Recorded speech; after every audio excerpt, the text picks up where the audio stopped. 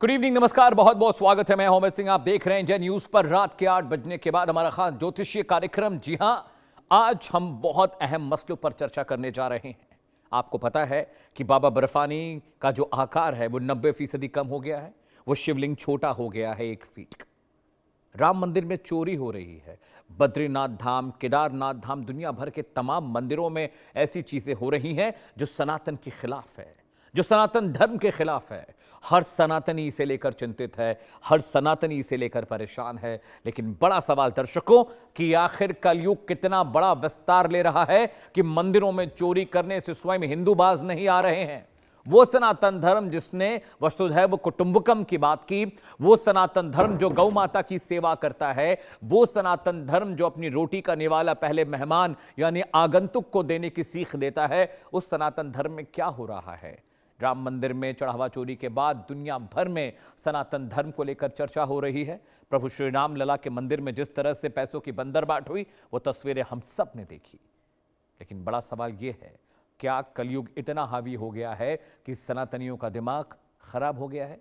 दो खास मेहमान मेरे साथ हैं। जीतू सिंह जी आचार्य हैं, जानी मानी ज्योतिषी हैं, बहुत बहुत स्वागत है आपका। इसके अलावा संजीव अग्निहोत्री जी मेरे साथ हैं, ये भी जाने माने ज्योतिषी हैं। जीतू जी, सबसे पहले मैं आपके साथ शुरुआत करूंगा। अब से 1 घंटे पहले खबर आई है कि बाबा बर्फानी का जो शिवलिंग का आकार है जीतू जी, वो 90% कम हो गया। 56,000 लोगों ने दर्शन किया है।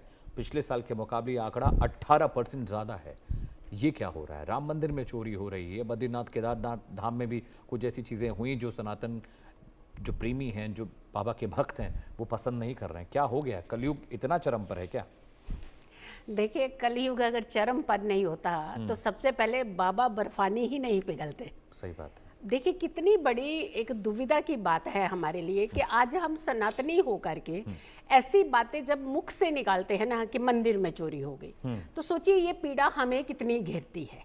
और जब हम इस प्रोफेशन में होकर के इसी बातें सुनते हैं, या फिर कहीं ना कहीं हर प्रोफेशन जो धर्म कर्म से जुड़ा हुआ है वो कहीं ना कहीं घेरे में आने लगा है। अब बात यहाँ पे होती है ग्रहों की। देखिए, जब तक हम ग्रहों को कंसीडर नहीं करेंगे, जब तक हम ग्रहों की भूमिका को नहीं समझेंगे, तब तक हम चीज़ों को नहीं, फैक्ट को नहीं समझ पाएंगे।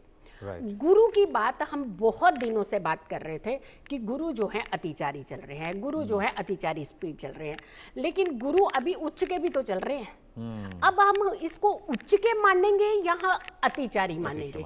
अब देखिए, यहाँ पर गुरु की जब बात आती है, गुरु ज्ञान के देवता हैं। गुरु धर्म के, हमारे बृहस्पति जो है वो धर्म के प्लेनेट माने गए हैं। वो ज्ञान के, बुद्धि के प्लेनेट, आपके विजन के प्लेनेट, और ये हमारे ऑर्बिट के बड़े ग्रह माने गए हैं। बड़ा आकार है इनका। और दूसरा, इसके अलावा शादी के ग्रह भी माने गए हैं ये। और सबसे ज्यादा दुविधा वाली बात ये आ रही है कि अतिचारी के साथ उच्च के हैं, यानी इनकी इस समय की अगर हम स्पीड देखते हैं तो हाईएस्ट स्पीड पर है ये, अपनी सबसे फास्ट मूवमेंट के ऊपर है इस समय। और अतिचारी अगर ये नहीं होते तो आज इतने मुद्दे नहीं उठते कि आप धन कहाँ से ले रहे हैं। धर्म कर्म से ही, भगवान का ही धन चुराया जा रहा है। आज आकार देवताओं का इतना फीका पड़ने लगा है। क्यों हो रहा है? संकेत है कि गुरु अतिचारी ज्यादा कंसीडर करिए, ना कि आप उच्च के कंसीडर करिए। अगर उच्च के सिर्फ कंसीडर करते हम लोग तो आज हम ज्ञान में बहुत ज्यादा लोगों के सामने आते, उभर करके सामने आते। आज हमारी छवि जो है धर्म कर्म की बेटर होती। आज जो है आकार घटता हुआ नहीं दिखता आपको शिवलिंग का, आपको आकार बढ़ता हुआ दिखता। तो इसीलिए 2033 तक गुरु यही कंडीशन में रहेंगे। फिर भी हम कह रहे हैं कि 2027 तक का जो समय है, ये धर्म कर्म के ऊपर बहुत बड़ी आंच आने वाला है। हमने आपके 3 शोज में रेगुलर कहा था कि धर्म धर्म को लेकर के बहुत बड़ा एक स्कैम सामने आएगा। अब देखिए, स्कैम नहीं कहेंगे तो इसे क्या कहेंगे, कौन सा रूप दें हम इनको? एक पीड़ा के साथ हमें कहना पड़ा कि धर्म कर्म इस समय खतरे में चल रहा है और ये 2027 तक बहुत बड़ी एक डिफरेंट सी भूमिका लेने वाला है। सिर्फ यहाँ नहीं थमेगी बात।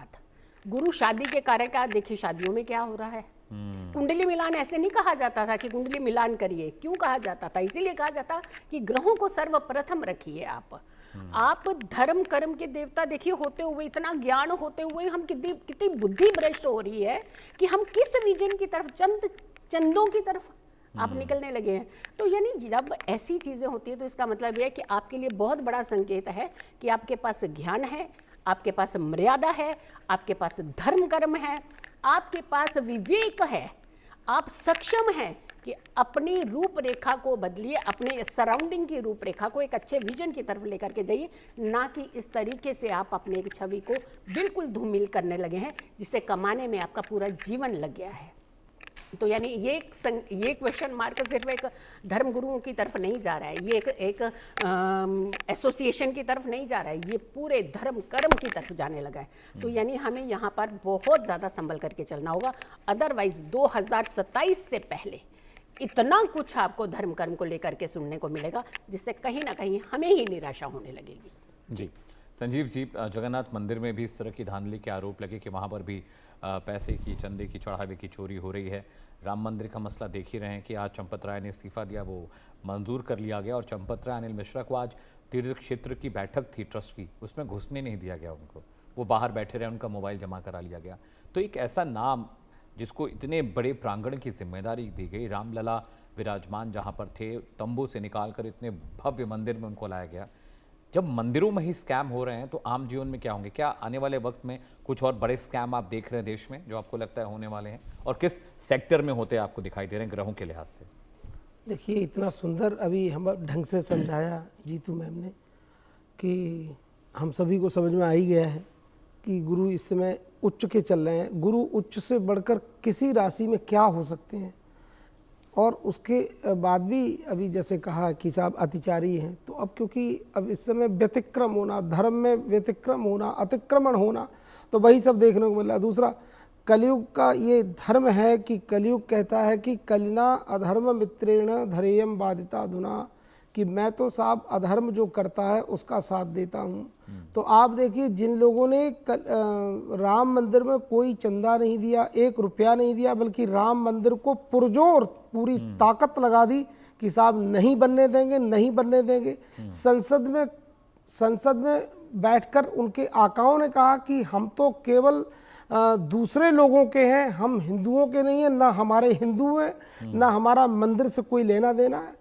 तो इस तरह की अराजकता आज देश में फैली है। तो जो लोग इस तरह का जो वक्तव्य प्रदान करते हैं, साहित्य में बोलते हैं बैठकर देश के सर्वोच्च मंदिर में, संसद भवन में, तो उनकी बातें देखो किस तरह से चल रही हैं, पल्लवित हो रही हैं। क्योंकि कलयुग कहता है कि अधर्मी लोगों का मैं साथ देता हूँ, धार्मिक लोगों का साथ नहीं देता हूँ। क्यों? लेकिन अब इसमें क्या है कि अधर्मी लोग जो बढ़ेंगे तो आगे, पर 12 साल तक बढ़ेंगे, उसके बाद गड्ढे में गिर जाएंगे। पर जो व्यक्ति ईमानदारी से चलेगा, धर्म के साथ चलेगा, तो उसका कभी भी पतन नहीं होगा, ये शास्त्रों में लिखा है।